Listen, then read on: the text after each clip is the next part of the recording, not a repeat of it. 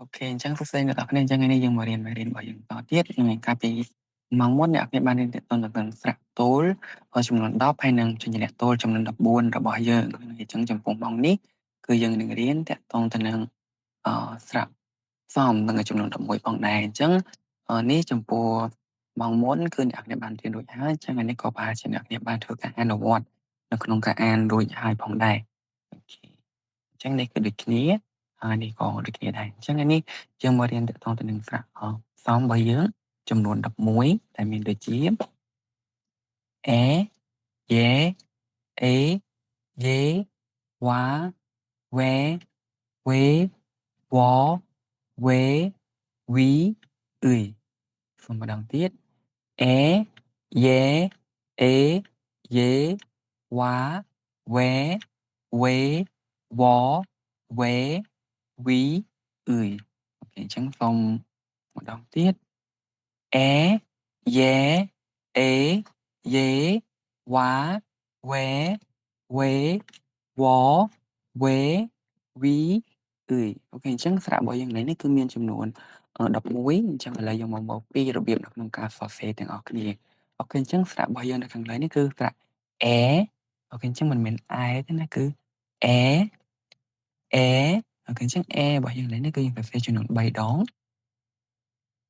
អូខេអញ្ចឹង1 2 3លើចុះក្រោមឆ្វេងទៅស្ដាំលើចុះក្រោមអូខេអញ្ចឹងនៅពេលដែលវានៅតែឯងនៅពេលដែលវាអត់មានបូកជាមួយនឹងព្យញ្ជនៈទេគឺយើងត្រូវថែមអ៊ីអឹងនៅពីខាងមុខនេះឯងអូខេអញ្ចឹងអ្នកគ្នាអាចមើលម្ដងទៀតហ្នឹងហើយអញ្ចឹងពីលើចុះក្រោមពីឆ្វេងទៅស្ដាំពីលើចុះក្រោមអេអេអេអេអូខេអញ្ចឹងស្រៈ A របស់យើងគឺកន្លែងនេះគឺសុំទៅនេះសុំទៅមើលរបស់ស្រៈរបស់យើងបន្តទៀតគឺស្រៈយេយេយេអូខេអញ្ចឹងយេរបស់យើងកន្លែងនេះគឺយើងសរសេរ4ដងពីលើចុះក្រោមឆ្វេងទៅស្ដាំឆ្វេងទៅស្ដាំលើចុះក្រោមអូខេអ្នកគ្នាអាចមើលតាមវីដេអូនេះបានអញ្ចឹងដូចគ្នានៅពេលដែលវាអត់មានប្រកបជាមួយនឹងព្យញ្ជនៈទេយើងថែមអ៊ីអឹងនៅពីខាងមុខតែបើសិនជាប្រកបជាមួយនឹងព្យញ្ជនៈយើងអាចបូកជាមួយនឹងព្យញ្ជនៈនៅកន្លែង EN ហ្នឹងបានអញ្ចឹង yeah yeah yeah អូខេ yeah អូខេអញ្ចឹងឥឡូវទៅមើលព្យញ្ជនៈរបស់យើងបន្តទៀតគឺស្រៈ A A A អញ្ចឹង A នេះសលេងនេះរៀងខ្លីជាង A កាលពីស្រៈទី1អញ្ចឹង A A A A អូខេអញ្ចឹង A នេះគឺយើងត្រូវការសរសេរ3ដងដូចគ្នានឹងមកអ្នកនាងអាចមើលតាមវីដេអូរបស់យើងបានអូខេអញ្ចឹង A A A A អូខេអញ្ចឹងឥឡូវយើងធ្វើការបន្តទៅស្រៈរបស់យើងបន្តទៀតគឺស្រៈយេយេយេយេអូខេអញ្ចឹងយេនេះគឺយើងធ្វើការសរសេរ4ដងអូខេអញ្ចឹង1 2 3 4ឆ្វេងទៅស្ដាំឆ្វេងទៅស្ដាំលើចុះក្រោមលើចុះក្រោមអូខេអញ្ចឹងនៅក្នុងករណីដែលវាអត់មានព្យញ្ជនៈគឺដាក់អ៊ីអឹងនៅពីខាងមុខដូចគ្នាគឺយេយេអូខេឥឡូវសុំទៅបន្តខាងមុខទៀតគឺស្រៈវ៉ាវ៉ាវ៉ាអូខេអញ្ចឹងវ៉ានេះគឺមកពីស្រៈអូបូកជាមួយនឹងស្រៈអាវ៉ាវ៉ាអញ្ចឹងវ៉ានេះគឺយើងធ្វើការសរសេរបែបនេះអូខេអញ្ចឹងជាធម្មតាស្រៈអាកន្លែងនេះការសញ្ញាដកនេះគឺអាចវានៅខាងលើកន្លែងអូរបស់យើងខាងលើនេះណាហ្នឹងហើយវាអូខាងក្រោមនេះហើយអាកន្លែងដកនេះគឺរៀងនៅខាងលើបែបនេះហ្នឹងហើយអញ្ចឹងម្ដងទៀតវ៉ាវ៉ាវ៉ាអូខេអញ្ចឹងវ៉ានេះមកពីស្រៈអូបូកជាមួយនឹងស្រៈអាវ៉ាវ៉ាអូខេ ឥឡូវយើងបន្តទៅខាងមុខបន្តទៀតគឺមានស្រៈ where where where where អូខេអញ្ចឹង where នេះមកពីស្រៈ O បូកជាមួយនឹងស្រៈ A អូខេអញ្ចឹង where where អូខេអញ្ចឹង where នេះយើងធ្វើការសរសេរ5ដងមកហ្នឹងហើយស្រៈ O ជាមួយនឹងស្រៈ A អញ្ចឹងកន្លែងនេះដូចគ្នាកន្លែងសញ្ញាដកនេះគួរតែនៅខាងលើឆ្នូតនេះហ្នឹងអញ្ចឹងអ្នកអាចមើលតាមវីដេអូរបស់យើងបាន where where where where where អូខេដែល where ហ្នឹងមានន័យថាហេតុអី where អូខេឥឡូវយើងទៅមើលបន្តទៀតនេះគឺស្រៈ way way way way អូខេអញ្ចឹង way នេះយើងខ្លីជាងអាពីមុនហ្នឹងហើយ way អញ្ចឹង way នេះមកពីស្រៈ O បូកជាមួយនឹងស្រៈ E អូខេអញ្ចឹង way way way way អូខេ ចឹងវេគឺយើងធ្វើការសរសេរបែបនេះមកអូខេអញ្ចឹងឥឡូវយើងទៅបន្តទៀតគឺស្រៈវវវអូខេអញ្ចឹងវនេះមកពីស្រៈអ៊ូបូកជាមួយនឹងស្រៈអគឺវអូខេវអូខេអញ្ចឹងកន្លែងនេះគ្នានឹងឯចំពោះអកន្លែងនេះគួរតែដាក់នៅខាងក្រោមអ៊ូនឹងឯដូចតែគេបង្ហាញchoអ្នកគ្នាបែបនេះគឺមិនគួរដាក់សញ្ញាលេខដកនេះគឺវគ្គពោះនេះនៅខាងលើអ៊ូនេះទេប៉ុន្តែវាអាស្រ័យទៅលើ font អក្សរដែលអ្នកគ្នាជ្រើសរើសដែរតែចំពោះការសរសេរភាគច្រើនគឺអនេះគឺត្រូវតែធ្លាក់នៅខាងក្រោមអ៊ូនេះអញ្ចឹងណាវវវអូខេអញ្ចឹងគឺស្រៈវអូខេអញ្ចឹងឥឡូវយើងទៅបន្តរបស់យើងទៀតគឺស្រៈវេអូខេអញ្ចឹងនេះស្រៈវេនេះគឺមកពីអ៊ូបូកជាមួយនឹងអេអញ្ចឹងនៅពេលអ្នកគ្នាបញ្ចេញសំឡេងអ្នកគ្នាអាចធ្វើមាត់អ៊ូបានអូខេអញ្ចឹងវេអញ្ចឹងវេនេះអ៊ូបូកជាមួយនឹងអេវេវេអូខេអញ្ចឹងកន្លែងនេះសញ្ញាដកនេះគួរតែនៅខាងក្រោមវេអូខេអញ្ចឹងអ្នកគ្នាអាចរៀនក្នុងការសរសេរហើយនិងអានបានវេវេ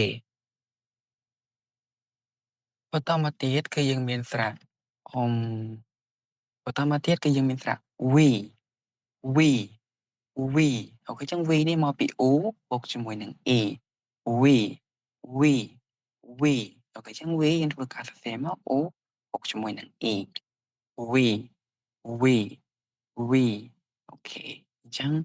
សូមធ្វើការរៀនអានទាំងអស់គ្នា we we អូខេតោះអញ្ចឹងឥឡូវយើងសូមទៅបន្តទៀតគឺស្រៈចុងក្រោយរបស់យើងឡើយនេះគឺស្រៈអឿយអឿយអឿយអូខេអញ្ចឹងអឿយនេះមកពីបូកជាមួយនឹងស្រៈ e ស្រៈបូកជាមួយនឹងស្រៈ e ទៅជាអឿយអឿយអញ្ចឹងនៅខ្មែរយើងនៅពេលអ្នកនិយាយពាក្យនឿយហត់អញ្ចឹងអឿយនឿយហត់ហ្នឹងគឺអឿយអូខេអ្នកនរគ្នាអឿយអូខេអញ្ចឹងស្រៈទាំង11របស់យើងឡើយនេះគឺមានប៉ុណ្្នឹងឯងឥឡូវសូមធ្វើការរៀនអានតាមខ្ញុំទាំងអស់គ្នាកន្លែងនេះខ្ញុំសេខុសលំដាប់លំដោយបន្តិចហ្នឹងហើយអញ្ចឹងយើងមើលខាងនេះមុនអអយេយេអេយេអេយេទៀតអេយេអេយេវ៉ាវេវេវវេវីអឿយអូខេអញ្ចឹងឥឡូវមកខាងនេះបន្តទៀតអញ្ចឹងគឺយើងមានអអយេយេអេអេយេយេវ៉ាវ៉ាវេវេវេវេវវវេវេវីវីអឿយអូខេសូមម្ដងទៀតអយេអេយេវ៉ាវេវេវវេវីអឿយម្ដងទៀតជាលើកចុងក្រោយអយេអេយេវ៉ាវេវេវវេវីអឿយអូខេអញ្ចឹងអ្នកគ្នាចេះស្រៈទាំង11របស់យើងនេះហើយអញ្ចឹងគឺយើងធ្វើការរៀនប្រកបទាំងអស់គ្នាអញ្ចឹងពាក្យទី1ឡើយនេះគឺយើងចាំជូនជាអ្នករបស់យើងគឺគឺអេហេហេអូខេអញ្ចឹងខេអញ្ចឹងខេនេះយើងបកថាសត្វឆ្កែហ្នឹងហើយខេអូខេអញ្ចឹងចំពោះកន្លែងនេះគឺសអ៊ីស៊ីគឺយេខេប៉ុន្តែចំពោះពាក្យនេះគឺយើងអត់អានថាស៊ីខេទេគឺយើងអានថាស៊ីកេអូខេអញ្ចឹងពាក្យនេះអ្នកអាចធ្វើការចំណាំបានអូខេបន្តមកទៀតគឺយើងមានសឺអាសាគឺវ៉ាខ្វាអញ្ចឹងសាខ្វាអូខេអញ្ចឹងសាខ្វានេះយើងបកថាផ្លែប៉ោមស៊ីកេមិញយើងបកថានាឡិកាណាបន្តមកទៀតគឺយើងមានធឺវ៉េទ្វេជឺអ៊ីជីទ្វេជីអូខេអញ្ចឹងទ្វេជីនេះយើងបកថាសត្វជ្រូកបន្តមកទៀតគឺយើងមានអវេទៀតហើយតោះអញ្ចឹងហឹវេហ្វេហឹវេហ្វេសឺអាសាហ្វេសា Fesa អញ្ចឹង Fesa នេះយើងបកថាក្រុមហ៊ុនបន្តមកទៀតគឺយើងមាននេះគឺស្រៈអីគេស្រៈ where e th o th waiter តាមពិតបើយើងអានមួយ waiter តែនៅពេលដែលយើងអានលឿនគឺយើងអាន waiter អញ្ចឹងទៅយើងអាន waiter waiter អូខេបន្តមកទៀតគឺយើងមានគឺអាខានេះគឺស្រៈ V អញ្ចឹងខាវីខាវីខាវីអញ្ចឹងខាវីនេះយើងបកថាកន្ត្រៃបន្តមកទៀត Fesa នេះគឺដូចខាងលើនេះទេអញ្ចឹងនេះគឺបូកជាមួយនឹងស្រៈ V ទៅជាគឺ V គួយគួយគួយគួយអូខេអញ្ចឹងគួយឡើយនេះគឺយើងបកថាត្រចៀកស្លឹកត្រចៀកយ៉ាងហ្នឹងត្រចៀកបន្តមកទៀតយើងមានឈអ៊ូឈូបូកជាមួយនឹងស្រៈវបូកជាមួយនឹងស្រៈយោទៅជាឈួយោឈួយោឈួយោឈួយោអូខេអញ្ចឹងឈួយោនេះបកថាត្រជាក់ហ្នឹងឯងអញ្ចឹងចំពោះពាក្យនេះគឺអ្នកនរគ្នាធ្វើការរៀនប្រកបហ្នឹងឯងរៀនប្រកបទាំងអស់គ្នាហ្នឹងឯងយើងឧទាហរណ៍លើពាក្យនេះខ្ញុំអានឲ្យមួយទៀតចាស់ហ្នឹងឯងអញ្ចឹងយើងមានភឺអេភេភឺអេភេគឺអេកែភេកែភេកែអូខេអញ្ចឹងភេកែនេះយើងបកថាខ្នើយគេងខ្នើយអូខេអញ្ចឹងអ្នកធ្វើការរៀនអានអូខេអញ្ចឹងចំពោះចំណុចនេះគឺដូចគ្នាដែរអញ្ចឹងចំពោះស្រាប់សំរបស់យើងទាំង11គឺសូមបញ្ចប់ត្រឹមតែប៉ុណ្នេះអញ្ចឹងចំពោះម៉ោងបន្តទៀតយើងនឹងធ្វើការរៀនអំពីព្យញ្ជនៈសំរបស់យើងម្ដងដែលមានចំនួន5តួនឹងឯព្យញ្ជនៈសំរបស់យើងដែលមានចំនួន5តួដូចខាងក្រោមនេះអូខេ